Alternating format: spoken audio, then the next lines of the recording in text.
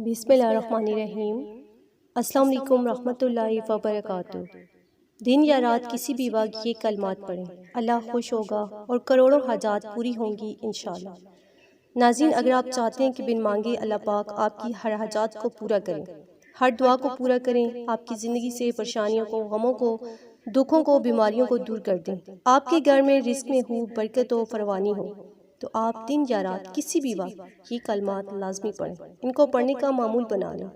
ان کلمات کو پڑھنے سے اللہ پاک آپ سے خوش ہوں گے، آپ سے راضی ہوں گے، سارا دن آپ اللہ کی رحمتوں برکتوں میں رہیں گے انشاءاللہ۔ وہ کلمات یہ ہیں: سبحان اللہ والحمد للہ ولا الہ الا اللہ واللہ اکبر ولا حول ولا قوت الا باللہ۔